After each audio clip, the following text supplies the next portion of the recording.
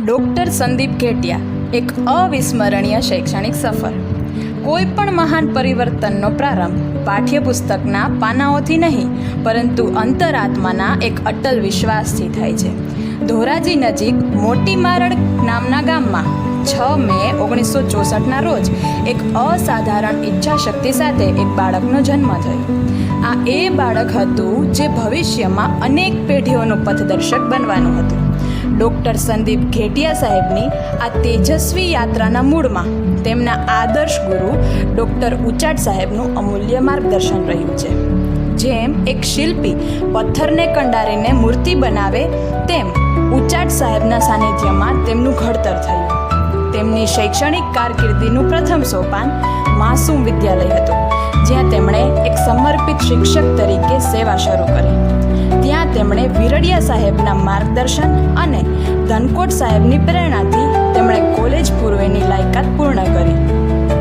એ માસૂમ વિદ્યાલયના રજકણો અને ખડીની શ્વેત ડમરીઓ વચ્ચે શ્વાસ લેતા લેતા તેમણે સમજાયું કે આ માત્ર એક આજીવિકા નથી, પરંતુ ગુરુએ સોંપેલું એક પરમ દાયિત્વ છે. ભૌતિક શાસ્ત્રથી શરૂ કરીને કાઉન્સેલિંગ સાયકોલોજીમાં PhD સુધીનું તેમનું પ્રત્યેક ડગલું માત્ર લાયકાત મેળવવા માટે નહીં, પણ વિદ્યાર્થીઓના મન અને જીવનની ઊંડી સમજ મેળવવા માટે હતું. એમએડના અભ્યાસ દરમિયાન ડૉક્ટર ભરત રામાનુજ સાહેબ સાથે થયેલી ઓળખાણ જીવન પર્યંતના સંબંધમાં પરિવર્તિત થઈ. જ્યારે તેઓ PD માલવિયા ગ્રેજ્યુએટ ટીચર્સ કોલેજના આંગણે આવ્યા, ત્યારે તેમને ડૉક્ટર ભરત રામાનુજ અને ડૉક્ટર JD દવે સાહેબ જેવા દિગ્ગજ વિદ્વાનોનો સાથ મળ્યો. આ ત્રિપુટીએ સાથે મળીને સંસ્થાને એક નવી ઊંચાઈ આપી. સમગ્ર કાર્યકાળ દરમિયાન રામાનુજ સાહેબના માર્ગદર્શન હેઠળ તેમણે સંશોધન અને વિસ્તરણ કાર્ય કરવાની પૂર્ણ તક મળી, જેનાથી તેમના અધ્યાપક તરીકેના વ્યક્તિત્વનું સાચું ઘડતર થયું. સમય પરિવર્તનશીલ છે. ડૉક્ટર રામાનુજ સાહેબ યુનિવર્સિટીમાં સેવા આપવા પ્રસ્થાન કરી ગયા અને ત્યારબાદ અનુભવી ડૉક્ટર JD દવે સાહેબ પણ નિવૃત્ત થયા. જતી વખતે દવે સાહેબે અત્યંત વિશ્વાસ સાથે આચાર્ય પદની જવાબદારી ડૉક્ટર ઘેટિયા સાહેબને સોંપી. ત્યારબાદના એ 2 વર્ષ તેમના માટે અગ્નિ પરીક્ષા સમાન હતા, જેમાં તેમણે સંસ્થાની તમામ જવાબદારીઓ એકલા હાથે સંભાળી. આ કપરા સમયમાં તેમને આપણા મેનેજિંગ ટ્રસ્ટી આદરણીય શ્રી ડૉક્ટર નરેન્દ્રભાઈ દવે અને રાષ્ટ્ર સંવર્ધન મંડળના સમગ્ર ટ્રસ્ટીગણનો અવિરત સાથ સહકાર મળતો રહ્યો. ટ્રસ્ટીઓના ઉત્કૃષ્ટ માર્ગદર્શન હેઠળ ઘેટિયા સાહેબ કોલેજની ગરિમાને સતત આગળ ધપાવતા રહ્યા. તેમની આ અપ્રતિમ હિંમત અને શિસ્ત જોઈને લોકો તેમને વન મેન આર્મી તરીકે ઓળખવા લાગ્યા. જ્યારે યોગ્ય સમય આવ્યો, ત્યારે તેમણે PD માલવિયા ગ્રેજ્યુએટ ટીચર્સ કોલેજના સ્ટાફમાં વૃદ્ધિ કરી.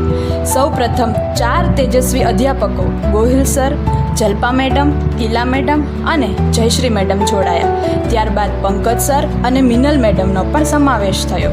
ડૉક્ટર ઘેટિયા સાહેબના કુશળ માર્ગદર્શન હેઠળ આ નવી ટીમ માત્ર અધ્યાપકોનો સમૂહ ન રહી, પણ એક અતૂટ પરિવાર બની ગઈ. તેમણે દરેક સભ્યને ટીમવર્ક અને સમર્પણના એવા પાઠ ભણાવ્યા કે આજે આખી ટીમ એક રાગમાં સંસ્થાના હિત માટે કાર્યરત છે.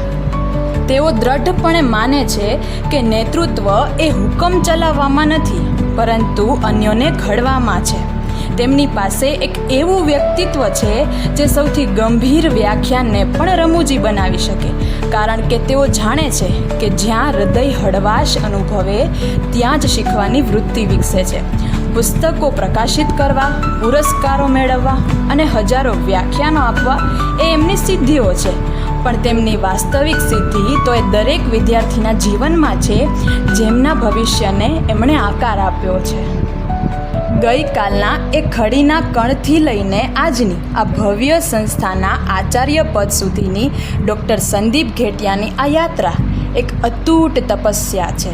તેમણે જે ટીમને તૈયાર કરી છે અને જે શિક્ષકોને તાલીમ આપી છે, તેઓ આજે જ્ઞાનના તેજ પુંજ બનીને સર્વત્ર ફેલાઈ રહ્યા છે. આ એક એવો અવિસ્મરણીય વારસો છે જેને સમયની ધૂળ ક્યારેય ઝાંખી કરી નહીં શકે. વર્ષો વીતી ગયા, જગ બદલાયું, પણ તેમની હાજરી અને પ્રતિબદ્ધતા આજે પણ સ્થિર છે.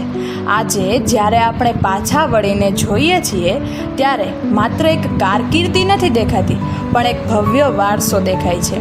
એક એવું વ્યક્તિત્વ કે જે ક્યારેય નિવૃત્ત થતું નથી, પણ હંમેશા જીવંત રહે છે. સમગ્ર કોલેજ પરિવાર અને ટ્રસ્ટીશ્રીઓ આજે તેમને વિદાય આપવા માટે નહીં, પરંતુ સહૃદય આભાર વ્યક્ત કરવા માટે એકઠા થયા છે. This is the story of Dr. Sandeep Kumar Ghetia, a teacher, a mentor, a leader, and forever one-man army, from Chokdas to the corner office.